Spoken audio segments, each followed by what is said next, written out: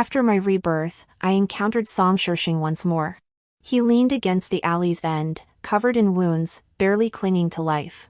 I knew that 3 years later, he would ascend to become the ruler who would challenge the heavens. And I would be his empress. Power and wealth lay within my grasp. But this time, I did not wish to save him. Song Shixing, in this life, I wish to have no further connection with you. Yu Guangzhong, Song Shixing lay against the wall, barely clinging to life. In my past life, I passed by carrying a basket of steaming tofu and found him. I brought him home, spent everything I had to buy medicine and tend to his wounds. Half a year later, he left, but left behind a jade pendant and a single sentence. I will return to marry you. I saved him without expecting anything in return. I knew I was but a humble willow, unworthy of his grace, so I never dared to dream of such things. Yet his words remained etched in my heart, where they grew into feelings within my memories. The night he left, bandits stormed my home and killed my parents. I hid in the narrow chimney and narrowly escaped.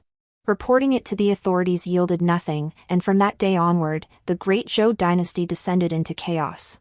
The following 3 years saw smoke rising from battlefields and corpses littering the fields. I drifted like a wandering spirit. Later, I finally learned of his whereabouts. I had thought he would share my joy, but instead, he merely glanced at me without emotion and had someone arrange for me to rest in the military tent. Disappointment was inevitable, yet my youthful innocence left me powerless to resist. Later, I became a kitchen maid in the army. This role granted me the chance to cook for him and deliver midnight meals. During those days, I longed for moments when he was in camp, so I could bring him a bowl of food. In the quiet night, he would wait, eating what I had prepared, while my eyes were filled only with his image. It was happiness and contentment. But that day, when the left army celebrated their great victory with wine, his deputy commander, drunk, dragged me into the military tent and assaulted me. I begged him for help, but he only held his wine cup, watching expressionless. At dawn, the deputy apologized, and he forgave him. I left the camp, my body broken, wanting only to return to the capital and be buried beside my parents. Only then did I understand, this encounter, from chance to fate, was always me giving and him watching. His only offering was those parting words, "Wait for me to return and marry you." Just a single sentence, devoid of any affection, I had imagined too much. He remained the moon in the heavens, worlds apart from me. Yet on the very day I sought death, he found me. By then, he had seized the throne and ascended as emperor.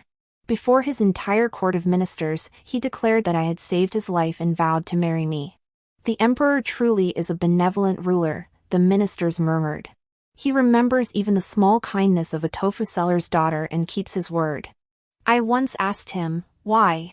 Why didn't you save me that night? If you felt nothing, why make me your empress? The red candle flickered, casting his face in the dim light, growing ever colder. You saved me, I repaid your kindness. That is all. He slipped off his crimson robe and left. After that, he came to my chambers every night, yet only sat with closed eyes for an hour before rising and departing. Women across the land envied me. An ordinary woman, yet because she met the emperor, she reaped unearned glory. Hearing this, I merely smiled.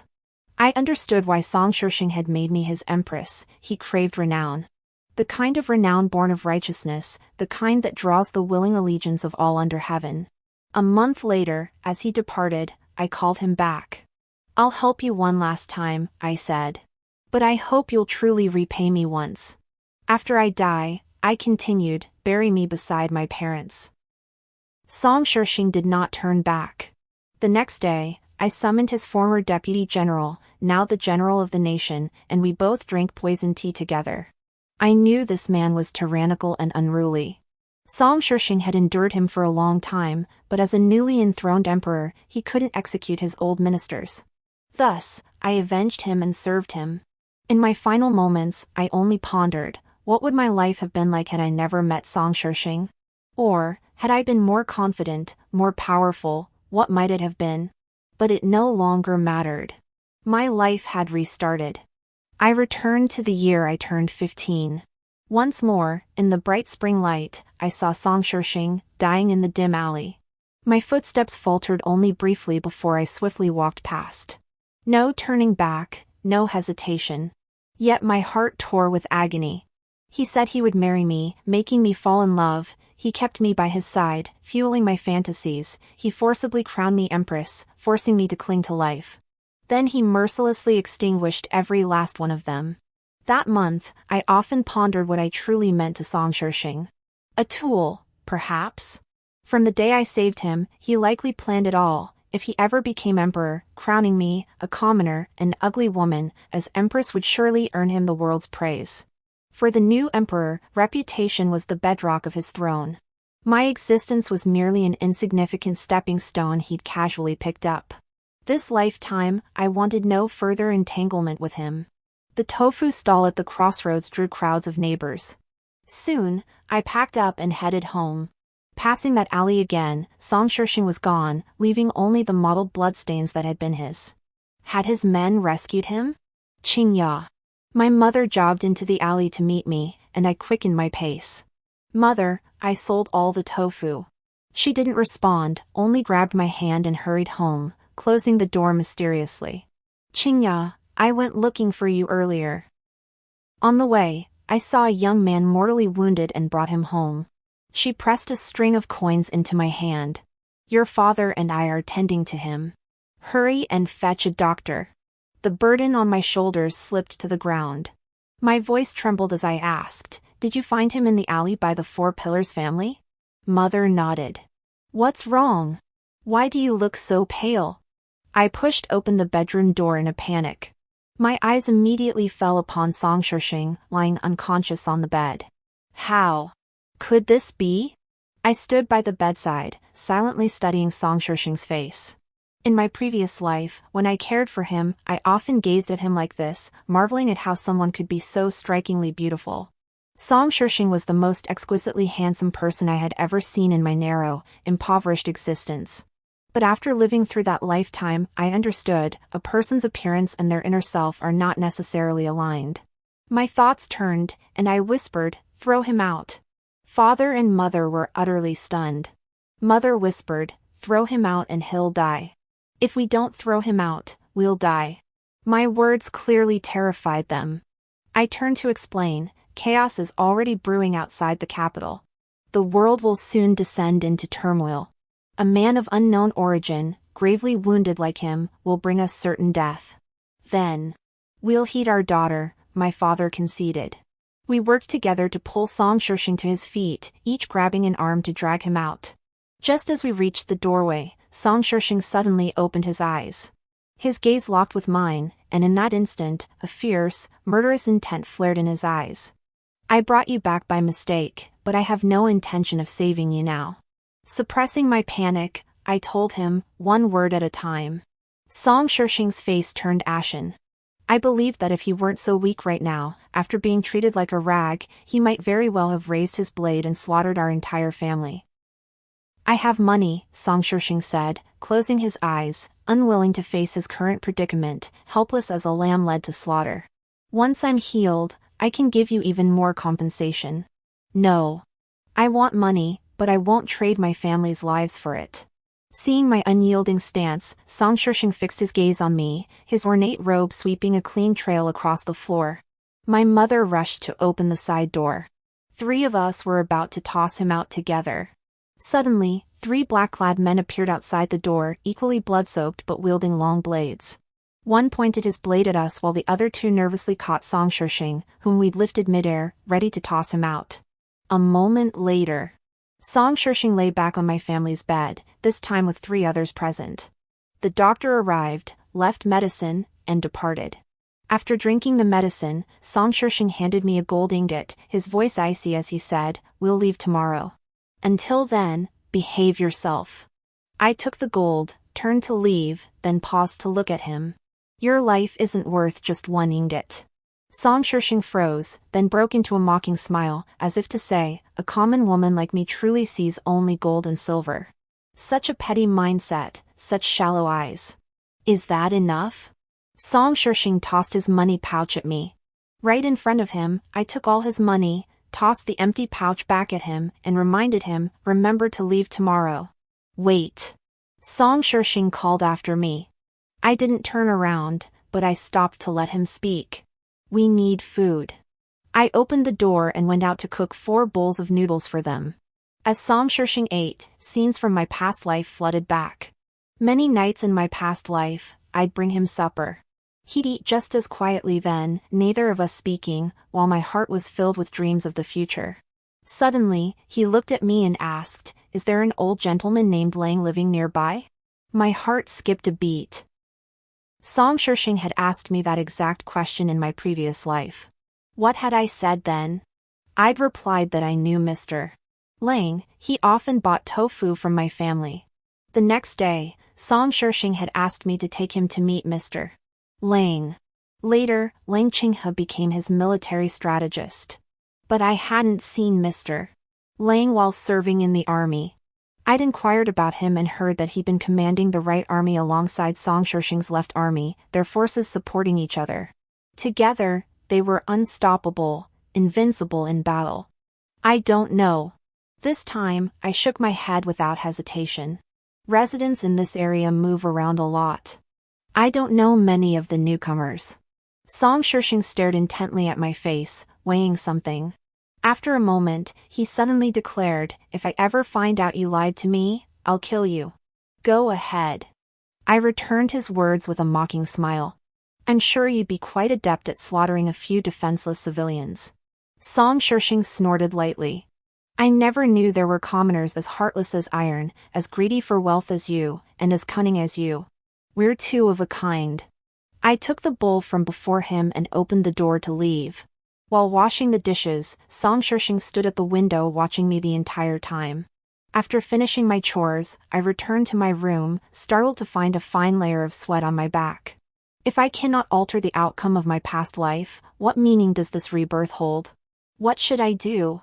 Recalling my former existence, I must admit Song Shixing was a competent ruler. Ambitious, ruthless, and devoid of affection. When he raised his army, his own sister, the princess consort of Liang, was 5 months pregnant.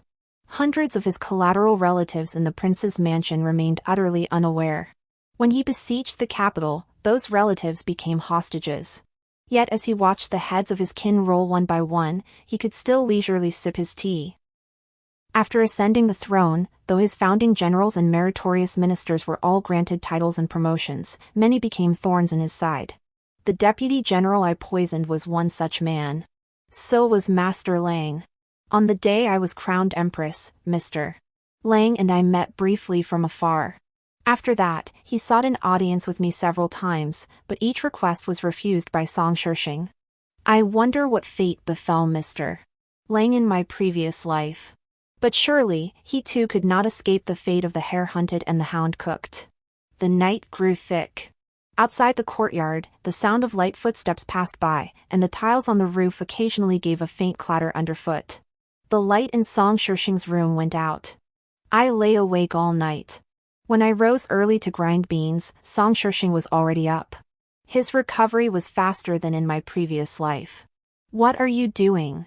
he asked me. "Grinding beans," I replied, scooping a bowl of cooked soy milk for him. "Drink this, then we'll set out." Song Shixing frowned. Clang! His guard pressed a blade to my throat. Song Shixing waved him off, sitting quietly to the side as he watched our family of 3 work. "The gold you took from me should last you a decade without worry." "Why still sell tofu?" he suddenly asked. "A mere decade," I glanced at him. "For repaying a life-saving debt, your generosity seems rather stingy." Song Shixing laughed. "I've never seen anyone so openly fond of money," he remarked, leaning back in his chair and studying me intently. I paid him no further mind. Before heading out, I told my parents to return inside, then shouldered my cart and left. I had barely set up my stall when Song Shixing arrived.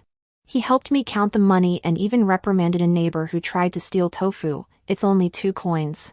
Though he smiled, his manner carried the sharp, commanding presence of someone in authority. The neighbor dared not utter a word, dropped the coins, and fled. "Don't be soft-hearted," he advised me. "In business, you must keep clear accounts." I turned to look at him. "All right, no soft-heartedness. Thank you for the lesson. He gazed at me thoughtfully. I packed up my stall. In my past life, he never helped sell tofu for me, nor did he speak to me this much. I doubt he even remembered my name when he left. What had changed things? At lunchtime, his men sampled the food before he touched his chopsticks. Keep this, he said, placing a jade pendant on the table. His slender fingers tapped it emphatically. It was that jade pendant I knew all too well, the one I'd refused to pawn for money even when starvation threatened me in my previous life. A surge of anger welled up inside me. Is this extra money you're giving me to save my life? A token of trust. I'd be upset if you sold it. He pressed the pendant into my hand. As for saving my life, I'll repay you with my body. I clutched the jade pendant tightly, remembering my past life. He had left it behind, promising to return and marry me. He never asked if I was willing to accept his repayment. Because it was charity. Like a dog, would you ask it whether it prefers pork or chicken before tossing it a bone? No, it's just a dog. No need. I have no interest in you, young master. I replied. His expression remained unchanged as he listened, merely picking up his outer robe and pausing before me. Trust me. No one in this world could offer you a better match. Power, wealth, whatever you desire, you shall have. He spoke slowly and deliberately, as if certain I wouldn't object, would submit, would fall in love with him. Just like in my past life, waiting for him, loving him, following him, obeying him. Until death. I overturned the table, crossed my arms, and crouched on the floor, nearly drowned in rage. Song Shixing, in this life, we'll see who ends up being the dog for others to manipulate and slaughter. That afternoon, I carried a bucket of soy milk and several blocks of tofu into a deep alley, knocking on a household's door. The door was opened by an elderly man with snow-white hair, a youthful face, and the ethereal demeanor of an immortal. Master Lang, I said, handing him the tofu. Freshly made tofu, I brought some for you. Master Lang looked startled. Master Lang lived alone, running a tiny private school here. 7 or 8 children from the neighborhood came to study with him every day. I heard he charged very little tuition and lived a frugal life. In my previous life, everyone had thought him merely an unfulfilled scholar. Only later, when he became renowned throughout the land and appointed chancellor, did people realize he was a sage of extraordinary caliber. I pleaded with Master Lang, begging him to take me as his disciple. I expected him to refuse me, deeming me both a woman and lacking aptitude. To my surprise, he agreed. I could recognize characters and read common texts, but that was the extent of it. Deeper knowledge and principles remained beyond my grasp. Master Lang had assumed I merely sought to learn a few words, but he hadn't expected my dedication. I not only studied and memorized meticulously but also delved into complex questions. Qingya, are you perhaps planning to take the imperial examinations? Master Lang asked me with a smile during dinner. I truly do wish to try, I replied, smiling back. Master Lang roared with laughter, stroking his graying beard. In this life, one truly shouldn't be confined by rigid frameworks and rules. It's precisely because of these constraints that the world loses so much joy. His affirmation sharpened my resolve. Even after 2 lifetimes, I remained trapped by Song Shixing. His intimidation and restrictions formed an invisible cage, holding me captive. I must break free and alter this outcome.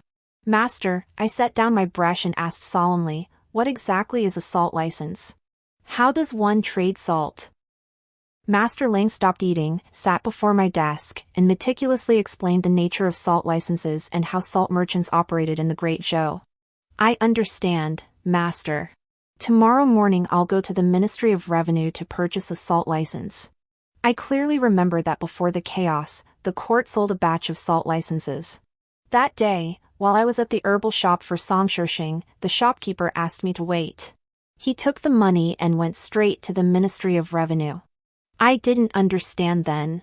Now I see, with the world on the brink of chaos and the court unable to contain it, they sold a batch of licenses to replenish the treasury, preparing provisions and mobilizing troops at a moment's notice.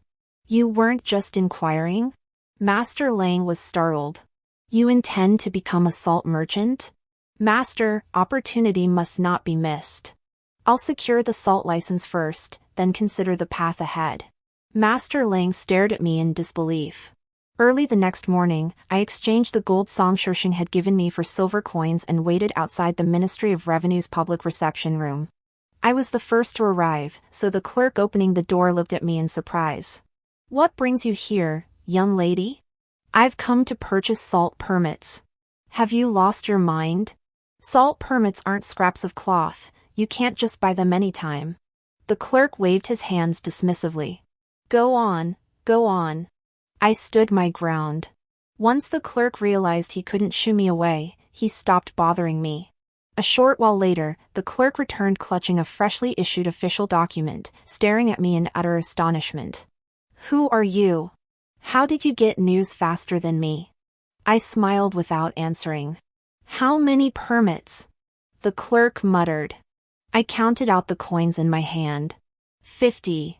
One permit was for 200 caddies of salt, worth 1 tael and 8 cash in silver, with 3 taels in taxes. "Young lady, you've got guts," the clerk remarked, eyeing my tattered clothes with a peculiar expression as he counted out the salt vouchers. When I showed the vouchers to my master, he was both amused and exasperated. "What are your plans now?" I had no laborers, and there was no way I could single-handedly haul salt back from fields 100 li away for resale. "Master, that's easily solved." 3 days later, the Ministry of Revenue halted salt permit sales. I resold mine at 8 taels apiece. In chaotic times, salt permits become worthless paper, hence the need to offload them swiftly. "I stewed a chicken for you, master." I watched him sip the broth before asking, "It's spring now. I want to collect last season's rice, grain, and cotton from the villagers, and pre-order autumn rice. Which government office should I register with?" This time, Master Lang didn't wear that helplessly amused expression. I hired neighbors to collect grain and charcoal from the countryside. 18 days later, news reached the capital that the Prince of Qin in the northwest had raised an army. Wealthy families and commoners alike began hoarding grain and charcoal, causing chaos and uproar to erupt overnight. My stockpiled goods sold out completely within 2 days. This venture also introduced me to several wealthy merchants. I acquired an iron mine, hired guards, and watched iron flow like water, bringing in wealth. "In just half a year, Qingya has become a wealthy merchant," Master Lang said, looking at me with admiration. "You're smarter than I thought, and more decisive in your actions. You're someone who can achieve great things." I poured wine for the master. "Decisiveness alone is useless. I still need a skilled helmsman like you." Master Lang gently tapped my forehead. Summer arrived in the blink of an eye. One evening, I went to visit the master. Opening the door, I froze. In the dilapidated courtyard, Song Shixing sat out of place. Seeing me, he showed no surprise, merely smiled and said, "Long time no see." Half a year late, Song Shixing had finally found Master Lang. Since sending off her parents, Miss Feng seems unusually busy. These past days, she's ordered enough external medicine from 20 pharmacies across the capital to treat 8,000 people. What is she planning? Selling it. I set the dinner before Master Lang. "Want some? I can get you a discount through a friend." He asked me to see him out. At the door, he smiled faintly and asked, "How about setting the wedding for year's end? The 8th day of the 11th lunar month is your birthday, let's choose that day." My heart skipped several beats. I'm but a commoner, plain and uneducated. If you wish to marry, you should choose someone who matches your talent and beauty, someone of equal standing. This was different from my past life. I tried to guess what he was thinking. "Don't belittle yourself," Song Shixing suddenly leaned close and whispered in my ear, "A woman's beauty or power means nothing to me. I only like intelligent women, and you are just that." He gave me an encouraging look before riding away. I stood at the door, my heart unable to calm for a long time. That night, I sought out my parents, secured new lodgings for them, and instructed them meticulously to stay indoors. Days later, rebel forces rose in succession across the northwest, Jiangnan, and southwest. The timing mirrored my past life exactly. Yet this time, Master Lang did not accompany Song Shixing as his military strategist. Instead, he left the capital with me. In my previous life, chaos erupted in the capital shortly after my parents passed. Bandits ran rampant, and violent crimes were countless. Yet the court, preoccupied with its own survival, had no energy left to care for the people's lives. Before long, the capital faced its first siege, and I fled with my neighbors. From that moment on, I began a life of constant displacement. At that time, the most powerful force in the north, a rival to Song Shixing, was a man named Xiao Mu. He had risen from banditry and was the last to join the rebellion. Yet within just half a year, he gathered an army of 80,000 and grew rapidly. Within a year, he nearly matched Song Shixing and the Prince of Qin in strength. Tragically, his rise and fall spanned only 7 months. Xiao Mu's death was legendary. He fell into Song Shixing's trap, his entire army annihilated. Struck by over a dozen arrows, he shot down Song Shixing's military banner with his final arrow before dying. Later generations judged Xiao Mu as brave but lacking in strategy. As a general charging into battle, he was a rare talent, but as a leader making critical decisions, he was overly impulsive and reckless. I presented 100 jars of healing medicine and took up residence in Langya Fort. When I met Xiao Mu, both Mr. Lang and I were stunned. "You're Xiao Mu? How old are you?" I studied the youth before me. He wasn't tall, his voice hadn't broken yet, but he didn't look weak, just genuinely young and inexperienced. His father had passed away earlier this month, and he'd only just taken over the fort. It seemed he wasn't managing it very well. Xiao Mu's brow furrowed angrily. "This young master is 14. 14? He didn't look it." "I haven't finished growing yet," Xiao Mu retorted angrily, hacking a stone block in half with his blade to demonstrate his strength. I couldn't help but laugh and cry at the same time. Could it be that in his previous life, Xiao Mu's reckless bravery stemmed from his youth and lack of worldly experience? "Is the food in the fort not to your liking? I'll cook for you tonight." Xiao Mu scoffed at first, but once the dishes arrived, he devoured 3 huge bowls. Finally, rubbing his belly, he sprawled on the bamboo mat. Langya Fort was in turmoil. The second and third leaders, mocking his youth and inexperience, stirred trouble daily to seize power. They even led men down the mountain to ambush travelers. When Xiao Mu learned of this, he challenged the second leader to a fight. He lost, but he didn't cry. Instead, he began training day and night without rest. You don't need a knife to kill someone. In the dead of night, I handed him a cup of tea. He looked at me in surprise. "If not a knife, then what?" My master and I exchanged a glance, then whispered a few words in his ear. "You, a woman, dare to kill?" Xiao Mu stared at me. "I'll take care of them for you, but from now on, you must listen to me." I patted his head. "And you must acknowledge me as your elder sister." Xiao Mu seethed with indignation. "Kill me first, then talk." That very night, I buried 1,000 taels of silver beneath the locust tree in the stronghold. I led the third leader's son to dig up the money during the next day's lunch break. The tree stood in the second leader's courtyard, yet it was the third leader's son who unearthed the treasure. The two immediately fell out, demanding Xiao Mu settle the dispute. Xiao Mu waved his hands. "If you want me to handle it, we'll split it evenly." The second and third brothers instantly refused. The two went off privately to fight over the money. That night, I had Xiao Mu ambush the second brother with arrows. Later that night, the brothers loyal to the second and third brothers turned on each other. Many were killed or wounded. The second brother lost an arm, while the third brother died.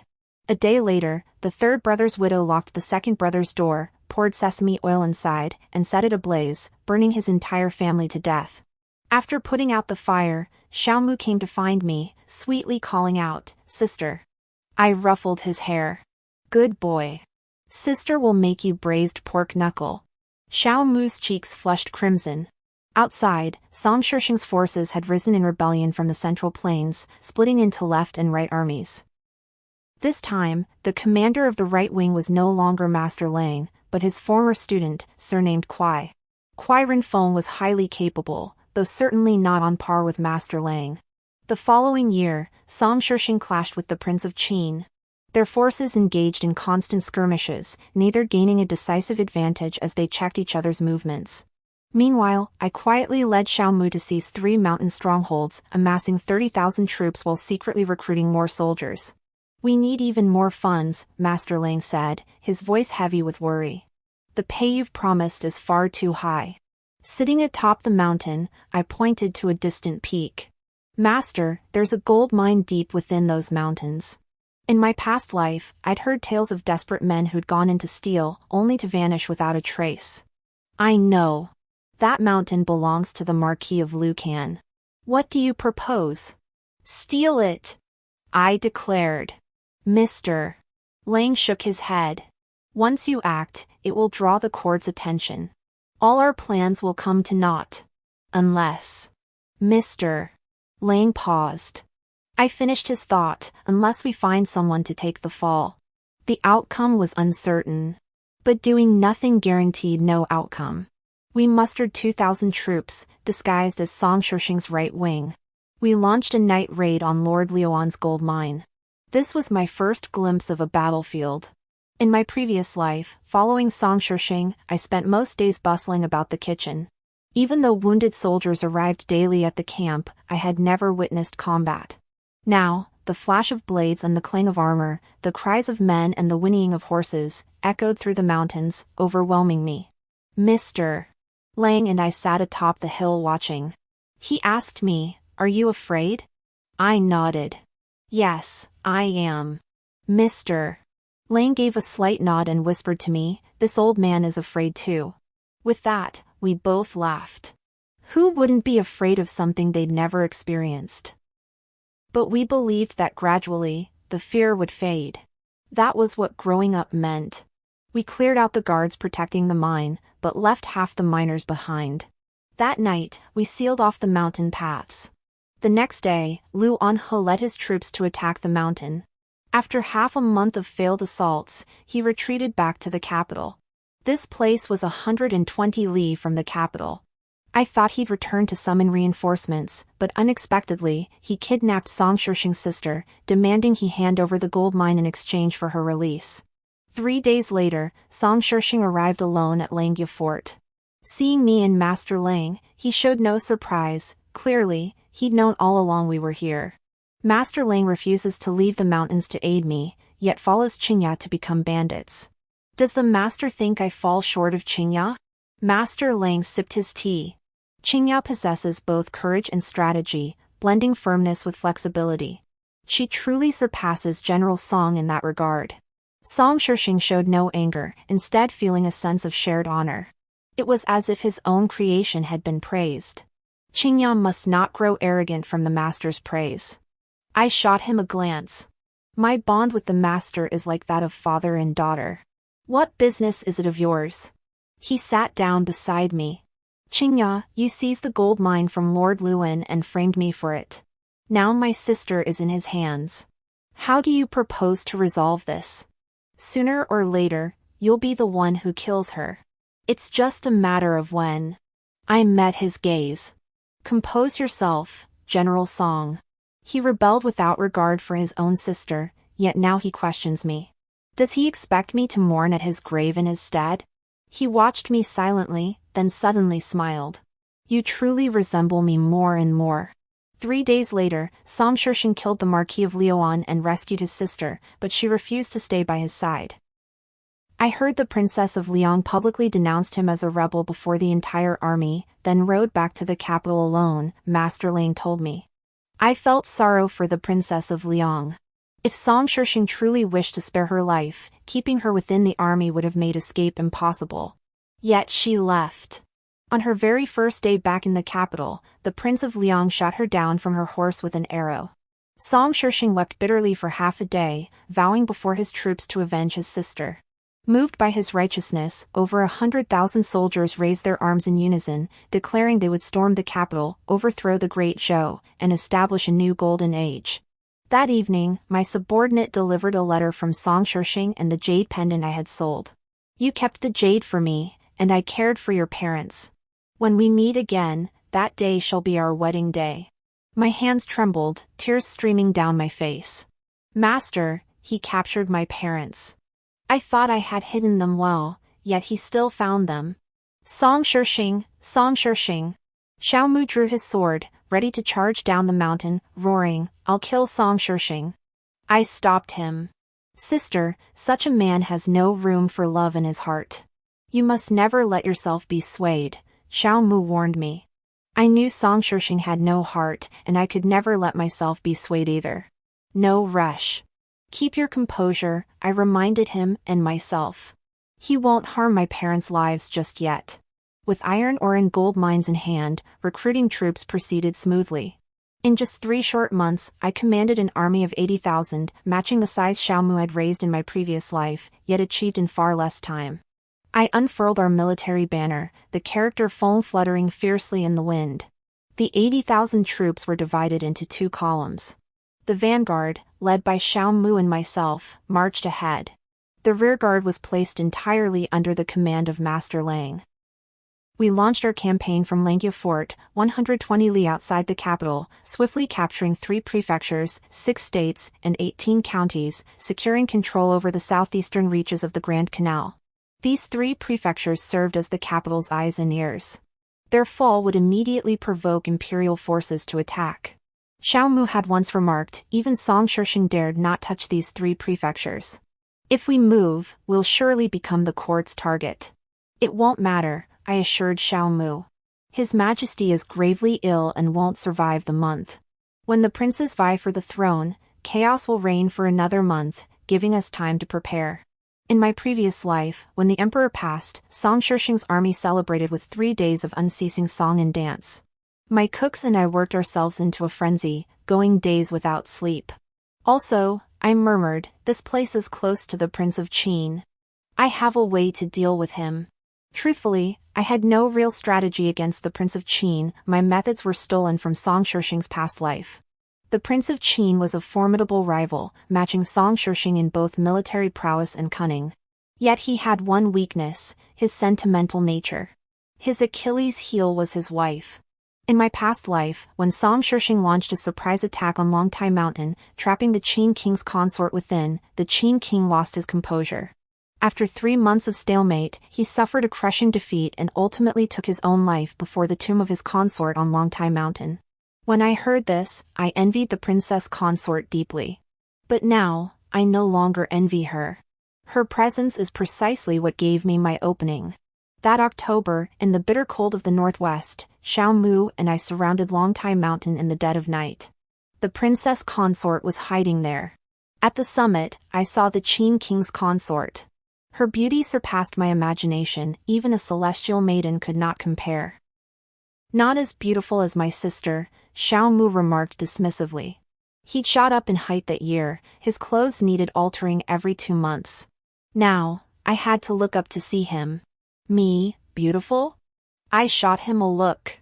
"You'd make me happier by praising my intelligence." The princess consort of Qin instead offered me a cup of tea, smiling gently. "The world speaks of Feng Qingya as a heroic woman. Seeing you today, I find the reputation well-deserved." "You flatter me." "I merely strive to live more like a human being," I replied. The princess consort of Qin looked pensive. "With the realm now divided into 4 parts, you are the one I hold in highest regard." The princess consort believed the imperial court was already on its last legs, scarcely worth mentioning. The Prince of Qin was overly indecisive, his heart 7 parts consumed by romantic entanglements. Originally, Song Shixing had the greatest chance of winning, but after seeing you today, I feel you will prevail over him. I poured her more tea and whispered, "Once the Prince of Qin surrenders, I will let you both go, to live as a heavenly couple." I expected the princess consort to show gratitude and delight, but instead, she looked down her nose at me. "No need," she said, smoothing her brocade robes. "He's just a man. In the final battle, I'll lend you my strength, not for any other reason, but because you did what I could not. Who says kings, princes, generals, and ministers must be men?" She laughed loudly as she departed. "Feng Qingya, you must win. Only then will my death not be in vain." After my initial shock, I felt profound respect. Together with Xiao Mu, we watched her leave. The Prince of Qin arrived swiftly, leading 60,000 troops. He personally challenged us before the battle lines, his clothes disheveled and his demeanor weary. Just as in my past life, he had indeed lost his composure. This battle raged for 2 months and 8 days. Though the Qin king commanded 180,000 troops and kept reinforcing his lines against us, he ignored Song Shixing's forces devouring half his rear. The final battle fell on the 6th day of the new year, the Qin king's consort's birthday. She invited him to meet at Longtai Mountain. Husband and wife shared a cup of poisoned wine, dying beneath evergreen trees weighed down by thick snow. The Qin king's consort left me a final letter, instructing me to cremate her remains and scatter them across Longtai Mountain. She made no mention of the Qin king. I honored her wish, scattering her ashes across every corner of Longtai. With the Qin king's death, his entire army fell under my command. Master Ling personally mustered the troops, 20,000 and 4,000 strong. Looking back, only Song Shixing remained. A letter arrived from Song Shixing. Attached was a marriage contract inscribed with our birth dates and auspicious characters. All is prepared, awaiting only the lady, he wrote. Xiaomu crumpled the letter into a ball and tossed it into the furnace, fuming, "That scoundrel has no shame, no dignity, despicable." "Qingya, tonight I lead the troops to rescue our parents," Xiaomu declared. "Who told you to call me Qingya?" I tapped his head. "Call me sister." Xiaomu shot me a glare. "I'm discussing serious matters with you. Stop fixating on trivial details." That night, Master Lang hurried back and we discussed countermeasures on the lake. The only way to both ensure my parents' safety and eliminate Song Shixing, I gazed at the shimmering water and told them, is for me to accept the invitation and marry him. It was like my past life, yet different. Song Shixing hadn't ascended the throne yet, and I was no longer that bone-gnawing dog. "No, I won't agree," Xiaomu said stiffly. "If you go, I'll go instead. Even if I can't escape unscathed, I can take him down with me. Going yourself is suicide." "Do you think Song Shixing is some weak scholar who'll just let you beat him to death?" I glared at him. "Listen to me and the master. Don't act on your own." He nagged at me, "Don't fall for him. Don't show mercy." I covered his mouth. "Life and death are at stake. Do you think I'd be reckless?" "Not that," he mumbled. That night, we deliberated long into the hours, finalizing a meticulous plan. Come afternoon, I set out alone to find Song Shixing. By the canal's edge, he had encamped 60,000 troops, facing our forces across the river. Same place, same time, I stood once more outside his camp, awaiting an audience. In my previous life, I had handed over the jade pendant and waited half an hour. Before coming, I washed my face in the river, combed my hair, and stood here brimming with excitement and anticipation, waiting for Song Shixing. Back then, I couldn't deny that I had held on to hope for the promise he made before his departure. But what he gave me was only indifference. Now, I stood here once more, and the outcome no one knew. "You've come." My thoughts turned as Song Shixing appeared before me, having personally come to greet me outside the camp. Where are my parents? I didn't want to exchange many words with him, I only wanted to confirm their safety. "They're taking you to them." He led me forward. Lifting the curtain, I saw my parents. The three of us embraced and wept together. Song Shixing was busy, having wine and dishes served, and motioning for us to sit. Though we're on the march, marriage matters cannot be neglected. I've had everything prepared. "Qingya, listen carefully. If anything displeases you, I'll make adjustments." His tone was gentle, as if brimming with boundless affection, but I knew this was merely the facade he wished to present. He had no heart. With that, he called someone in. Seeing the person who entered, a chill ran through my body, my blood surged. It was his deputy commander, Ma Shichao. Ma Shichao fixed me with a deep, contemptuous gaze. I knew this man was arrogant and conceited. In my past life, he knew I'd come to the camp bearing a token for Song Shixing. Though Song Shixing hadn't introduced me, anyone could see I must be connected to him. Yet Ma Shichao still used drunken rage as an excuse to humiliate me. He did this, certain Song Shixing would never kill him for my sake. He was right. Not only did Song Shixing spare his life, he forgave him easily. Before his death, I summoned him to the palace to pour him tea. He guarded against me by switching the positions of the two cups, unaware I intended to die with him. Both cups were poisoned.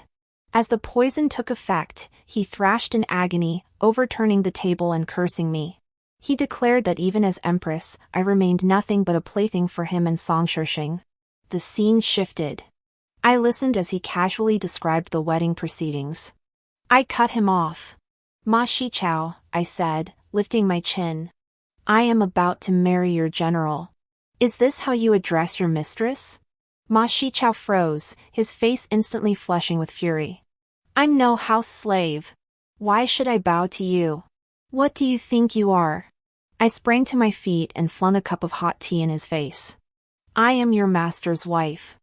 Who do you think I am? You're asking for death." Ma Shichao instantly drew his sword, pointing it at me. I stood opposite him, not moving an inch. The tension hung thick in the air as my parents rushed to shield me on either side. Silence hung heavy in the military tent. After a long moment, Song Shixing rose and swept Ma Shichao's blade aside. "Get out!" he commanded. Ma Shichao whipped his head around, staring at Song Shixing in disbelief. "General, you're kicking me out for some lowly woman?" "She's right," Song Shixing said, his expression somber. "She is my wife. Disrespecting her is insulting me." Ma Shichao looked as if he'd heard the most absurd joke. Gritting his teeth, he clasped his fists toward me. "Yes, Ma Shichao pays his respects to the lady." With that, he tore open the tent flap and stormed out in fury. After a moment of silence, Song Shixing turned to me. "Are you satisfied, Qingya? I'm truly glad you've taken my side." I invited him to sit. "It's just a pity we didn't hear the entire wedding ceremony. Perhaps we can ask Ma Shichao to recount it later." Song Shixing gave me a deep look. Our intentions were laid bare. I was sowing discord between him and Ma Shichao, while he sought to uncover the self-preservation tactics I had prepared behind the scenes. In this game, one of us would die. And I wasn't afraid of death. Staying in the military quarters, I took walks whenever I could, neither avoiding suspicion nor acting like an outsider. Whenever I encountered Ma Shichao again, I would shoot him a mocking glance, sometimes even hurling insults his way. He must have heard something from Song Shixing, for he endured my taunts without complaint. "Well-established rules," I remarked approvingly to Ma Shichao. "You're starting to look like a proper house slave." Ma Shichao clenched his fists, his neck straining crimson, yet he uttered not a single word of rebuttal. "Ever heard the saying, when the hare is caught, the hunting dog is cooked?" I stepped back, studying him. "When I become empress, you'll be the first to go." He finally snapped, grinding his teeth. "You overestimate yourself. Between you and me, the general would kill you first." Days later, the right army routed the imperial forces in battle. The left army held a victory banquet. I sat at the head table with Song Shixing, celebrating alongside them. "To you," Song Shixing clinked glasses with me. "When we marry, it will be even more splendid than this." I sighed. "General, why not just proclaim yourself emperor? Then I could be empress outright." He raised an eyebrow. "To spare me the embarrassment of being made some noble consort or imperial lady when you ascend the throne someday." I expected him to refuse. Instead, he grasped my hand and murmured softly, "Very well. I'll do as you say." I drank 2 more cups before rising to go to the washroom. Midway, a hand suddenly seized my wrist, dragging me into the military tent. Ma Shichao pinned me to the bed. Just like in my past life, he tore at my clothes the moment he touched me. The terror of my past life and the present panic overwhelmed me. "Ma Shichao," I said, "you'd better think this through before you act." "Which?" Ma Shichao snarled, ripping open my collar. "I know exactly what you're playing at. You've been provoking me daily just to drive a wedge between me and the general. But what sort of man is the general? He sees right through your schemes. Tonight I'll take you by force. Let's see if the general has the heart to kill me." I stared at him. "You're mistaken. My provocation was ordered by your general." Your arrogance, your defiance of military discipline, your utter disregard for others, he's long wanted you dead. Haven't you heard the sayings? When the birds are gone, the bough is hidden, when the hare is caught, the hound is cooked. Ma Shichao's movements froze. I am his betrothed. Husband and wife are of one mind. He is the emperor, I am the empress. You are but an outsider, always have been, always will be. Ma Shichao slapped me twice more, accusing me of deceit. Then let's wager, will he kill you soon? Ma Shichao's hands braced against my sides began to tremble. After a long moment, he gritted his teeth. Fine, let's wager. I'm not afraid of a woman like you. Agreed. I murmured.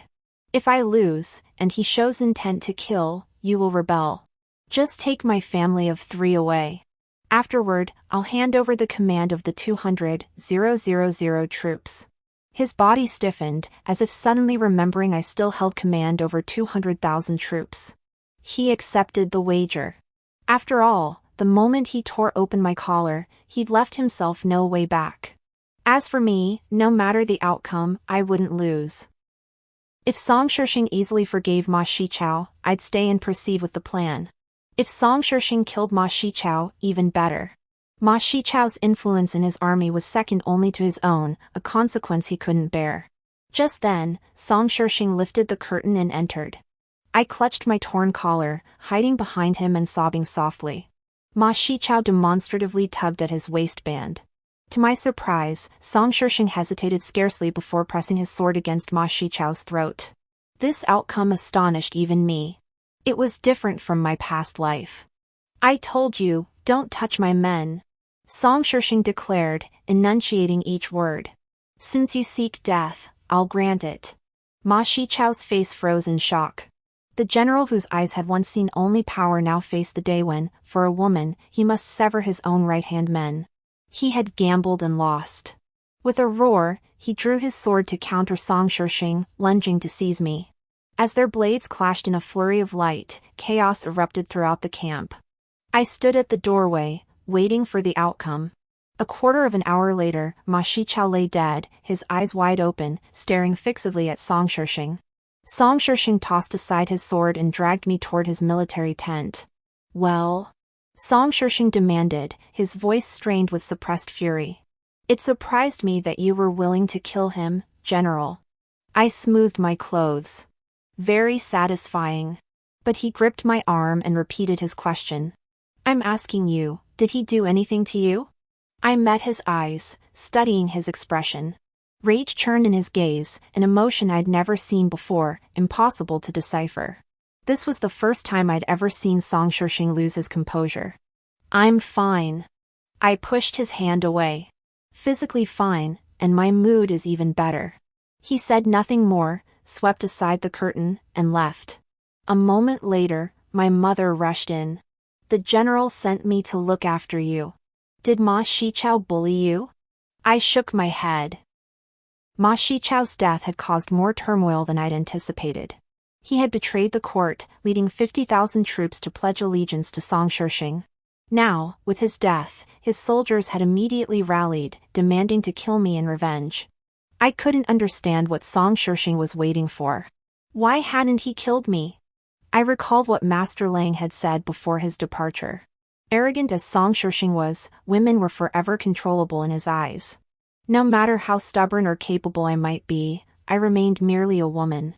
By marrying me, he would unite the armies. The world would still be his world, and could only be his world. Ultimately, he still believes everything is within his calculations and control.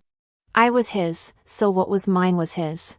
On the day of the grand wedding, the military camp hung with crimson silk. I instructed my parents, do not concern yourselves with my life or death. You must leave. Outside, someone will come to meet you. They nodded repeatedly, turning back 3 times as they walked away. Dressed in crimson, I strode proudly through the camp. Ma Shichao's men, seeing me, seethed with rage, cursing and muttering threats, as if they longed to tear me limb from limb and devour my flesh. Beneath the warm glow of red candles and the canopy, Song Shixing entered, clad entirely in red. It's truly a pity Mr. Lang didn't come. When you ascend the throne someday, you may invite him for wine then. Very well, he replied. I poured him a cup.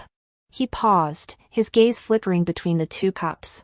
Understanding his hesitation, I swapped their positions. Then, after a moment's thought, I poured both cups out. General, pour your own wine. This way, it will certainly be free of poison. Very well, he said. He went out and brought back a jar of wine, pouring 2 cups for us. He handed me mine, his gaze lingering tenderly.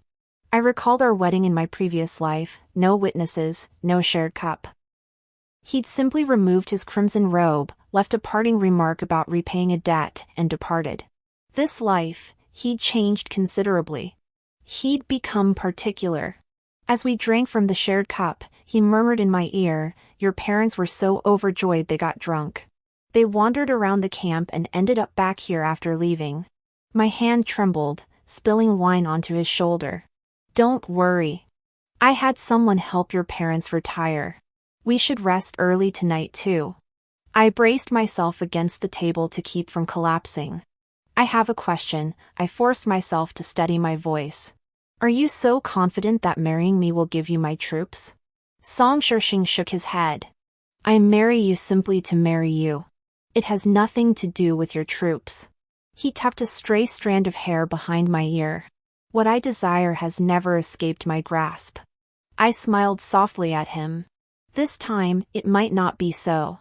His gaze faltered slightly, his movements growing sluggish.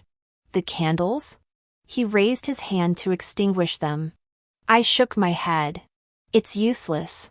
You're already poisoned. Thankfully, he'd been particular about decorating with a pair of dragon and phoenix candles. Otherwise, I wouldn't have had the chance to poison him. Song Shixing slumped down, facing me across the table. So you never intended to leave this place alive? I turned my head to look at him. Song Shixing, do you believe in past lives and present ones? If there were past lives, you still wouldn't escape my grasp, Song Shixing declared confidently. And indeed, from the day I met him, I'd been trapped within the cage he'd set, until death. Not in this life, I told him. Outside the military tent, flames blazed skyward amidst the clamor of battle cries. Under Song Shixing's gaze, I sipped the tea containing the antidote and smiled at him. My troops are here. Song Shixing sneered. You wouldn't dare kill me. He truly didn't believe I could kill him. Just as he'd always been certain I couldn't escape his grasp. But I did. That night, Ma Shichao's troops rebelled, severing their alliance with Song Shixing. Xiao Mu divided his forces into 6 columns and marched in. Leaderless and in disarray, Song Shixing's army suffered a crushing defeat. A month later, Qirenfeng's right army retreated step by step, falling back to the northwest, then beyond the pass. Xiao Mu pursued him 100 li and took his head. Half a year later, on the very day Song Shixing had besieged the capital in my previous life, I led my troops to encircle the city. On the day Song Shixing breached the city walls, I breached the capital. On the day Song Shixing executed the new emperor and stood in the Qinquan hall to address his ministers, I donned new robes, arranged my hair in a chignon, and sat enthroned above them. They knelt and cried out, "We humbly welcome our new sovereign." Listen, I said, lifting the curtain to ask Song Shixing seated behind me, they call me the new sovereign, not the empress. If looks could kill, his gaze would have slain me countless times. You're here by my grace. Stay put. Song Shixing closed his eyes in anguish. 6 days later, I ascended the throne as emperor, establishing the state name Yan. The same as Song Shixing's state name in my past life. But this time, I was the sovereign, and he was the prisoner beneath the dais. Amidst the ceremonial music and firecrackers, I sat by the bedside observing Song Shixing. After 6 days of hunger strike, he suddenly opened his eyes to look at me, his gaze momentarily dazed. Feng Qingya, you're not dead? He cried out my name in shock and disbelief. After the words left his lips, his brow furrowed in anguish, his gaze shifting from sharp intensity to endless torment. Are you satisfied now? Not satisfied. Thrilled, I told him. Thrilled. Song Shixing, in this world, nothing remains unchanged forever. Like your strength, like my weakness, like... I love you. The door swung open. Xiaomu strode in, took my hand, and led me out. Why bother watching him? Let's go see the fireworks. All right, let's see the fireworks. Why keep him alive? Let me kill him. Today is a good day. Kill him tomorrow. Afterward, bury him before my parents' graves. At that moment, a firework lit up the night. Brilliant and dazzling. The end.